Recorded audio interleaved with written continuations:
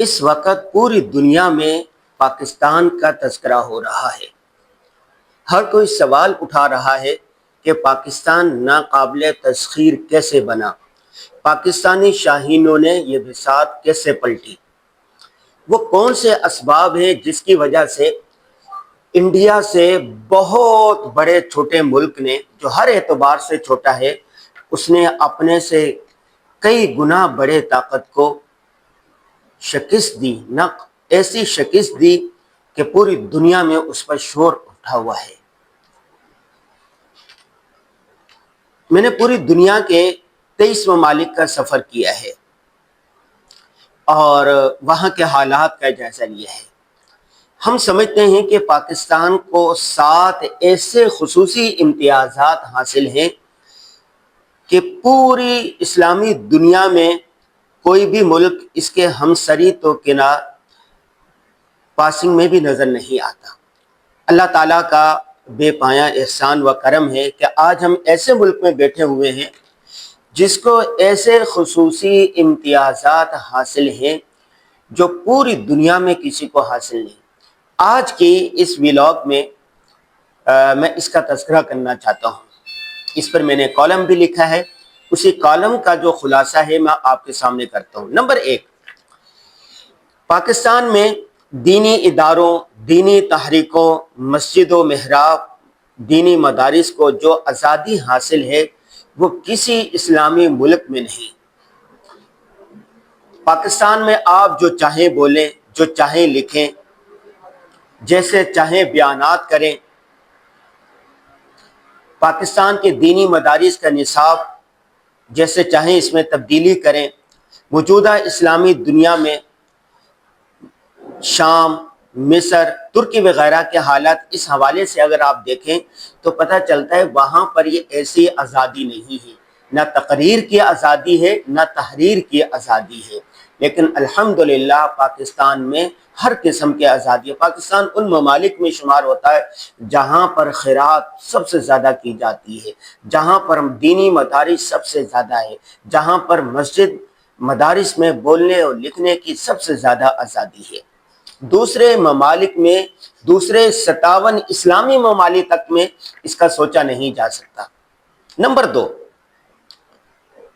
عوام میں دین کے لیے قربانی دینے کا غیر معمولی جذبہ پایا جاتا ہے۔ دینی تہذیب و تمدن کے حوالے کے جو مظاہر اس وقت پاکستان میں دیکھے جا سکتے ہیں پوری دنیا میں کہیں نظر نہیں آتے۔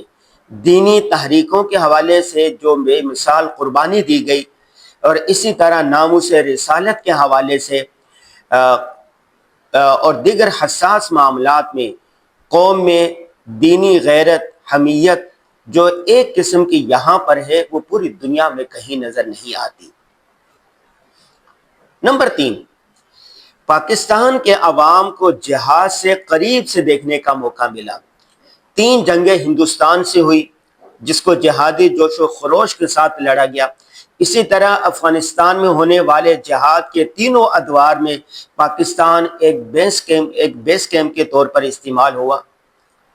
70 سے لے کے 80 تک، 1970 سے لے کے 80 تک جب روس امریکہ جنگ تھی، اس میں پاکستان بیس کیمپ کے طور پر استعمال ہوا۔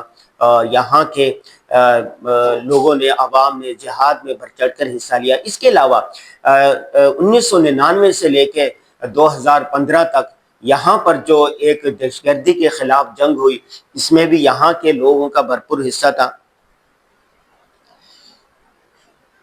جہاد سے قریبی تعلق اور مشاہدے کی وجہ سے عوام میں سرفروشی، جفاکشی کے جذبات پیدا ہوئے۔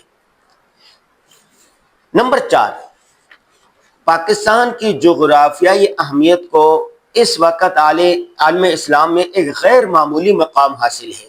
ایک طرف دیکھیں بحیرہ عرب ہے جو آبی شاہراہ ہے، دوسری طرف دیکھیں تو غیر معمولی اہمیت رکھنے والے ممالک چین، ہندوستان اور ایران جیسے ممالک ہیں۔ تیسری طرف افغانستان ہے جو وسطی ایشیائی ریاستوں کے لیے گیٹ وے کی حیثیت رکھتا ہے۔ امریکہ اور اس کے 40 اتحادوں کا غیر معمولی نقصان اٹھانے کے باوجود اس خطے کو چھوڑنے سے گریز اس کی اہمیت کے لیے، اس کے اہمیت کو اجاگر کرنے کے لیے کافی ہے۔ پوری دنیا کی جتنی زمین ہے، سمندر ہے، معدنیات ہیں، چیزیں ہیں، خزانے ہیں، وہ ناپی جا چکی ہیں، نکالی جا چکی ہیں۔ لیکن یہ جو وسیع ایشیا کے ممالک ہے، افغانستان، کرغستان، یہ سارے علاقے، ان کے جو پہاڑ ہے، یہاں پر جو معدنیات ہیں، یہاں جو ذخائر ہیں، یہ ایک قسم کے 0 میٹر ہیں۔ اب تک ان کو کسی نے ہاتھ نہیں لگایا۔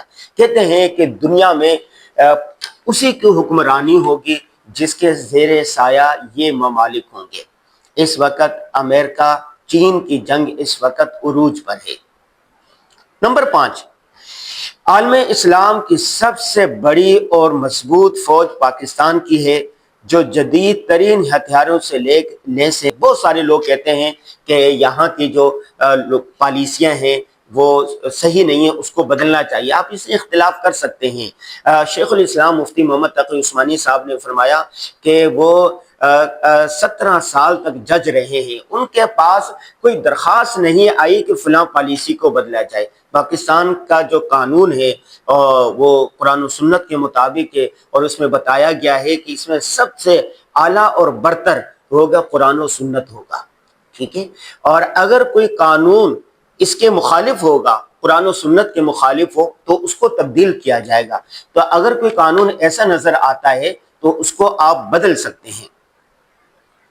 ایک ہمارے پاس راستہ موجود ہے۔ نمبر 6، پاکستان کی جو انٹیلیجنس ادارے ہیں، بڑے بڑے فیصلے جتنے بھی ہیں وہ انٹیلیجنس رپورٹوں کی بنیاد پر ہوتے ہیں۔ پاکستان کی ویسے تو 28 مختلف ایجنسیاں ہیں، ان میں جو ISI ہے جس کے جو آپریشن ہوتے ہیں بین الاقوامی ہوتے ہیں، انہوں نے اپنی صلاحیتوں کا لوہا منوایا ہے۔ دنیا کے جو 10 بڑی انٹیلیجنس ادارے ہیں ان میں پاکستان کا نام بھی آتا ہے، اور پاکستانی ISI اس اعتبار سے ان سب پر فوقیت رکھتی ہے کہ انہوں نے دو عالمی جنگوں میں حصہ لیا، 70 سے لے کے 80، 1970 سے لے کے 80 کی دہائی میں جب روس امریکہ جنگ تھی، اور اس کے بعد 2000 سے لے کے 2015 تک دو دہشت گردی کے خلاف عالمی جنگ تھی۔ نمبر 6، پاکستان کا آئین اس ملک میں اسلام کو جو تحفظ دیتا ہے وہ اپنی نوعیت کا ایک منفرد اور قابل قدر دستوری تحفظ ہے۔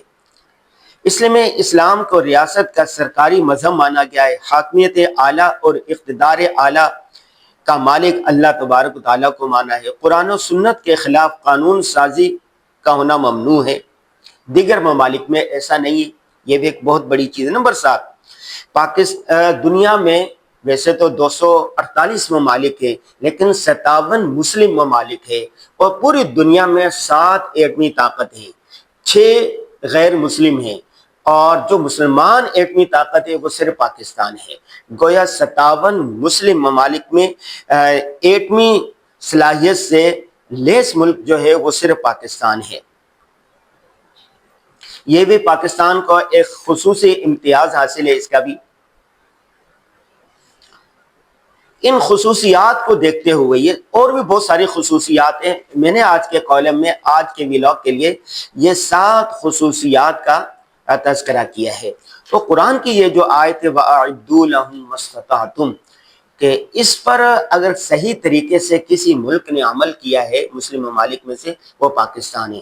پاکستان کی میزائل ٹیکنالوجی دیکھ لیں، فضائی ٹیکنالوجی دیکھیں، ہر قسم کی جنگی مہارتیں دیکھ لیں، تو پاکستان نمبر 1 نظر آئے گا۔ یہی وجہ ہے کہ اس جنگ میں ایک طرف امریکہ، روس، فرانس، اسرائیل تھا، دوسری طرف پاکستان تھا، اور پاکستان کے چند ممالک تھے، آذربائیجان، ترکیہ اور چائنا تھا۔ لیکن پاکستان کے شاہینوں نے اپنے سے ہر اعتبار سے بڑی طاقت کو شکست دے دی، اور اس وقت پوری دنیا میں اگر کوئی ڈسکس ہو رہا ہے تو وہ پاکستان ہے۔ اس موقع پر ہمیں فتح کے نعرے ضرور لگانے چاہیے،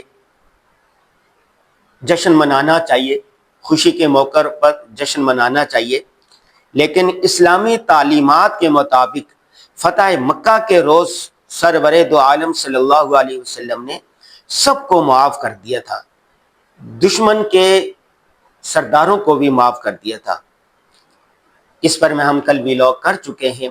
تو اب کرنے کا کام کیا ہے؟ کرنے کا کام یہ ہے کہ اس وقت جیسے کہ کل D G I S P R نے کہا کہ یہ جو فتح حاصل ہوئی ہے یہ صرف اکیلی فوج نے حاصل نہیں کی، بلکہ اس کے ساتھ یوٹیوبر، سوشل میڈیا، سیاستدان، علماء کرام، تمام طبقات نے اتفاق و اتحاد کا بے مثال مظاہرہ کیا، جس کی وجہ سے اللہ تبارک و تعالیٰ نے یہ کامیابی حاصل کی۔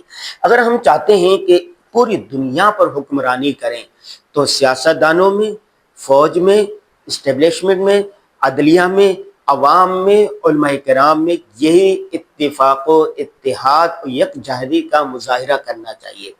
دیکھیں 5 انگلیاں یہ ہیں، یہ الگ الگ ہے تو اس کی کوئی حیثیت نہیں، 1 انگلی 2 انگلی ہیں، لیکن جب یہ 5 چیزیں مل جاتی ہیں تو یہ پورا مکہ بن جاتا ہے۔ یہ ٹھیک ہے، یہ پاکستان کے جو بڑے ادارے ہوتے ہیں ان میں ایک فوج ہے، ایک مقننہ ہے جس کو آپ پارلیمنٹ کہتے ہیں، عدلیہ ہے، انتظامیہ ہے، اور 5واں جو بڑا ستون ہے وہ میڈیا شمار ہوتا ہے۔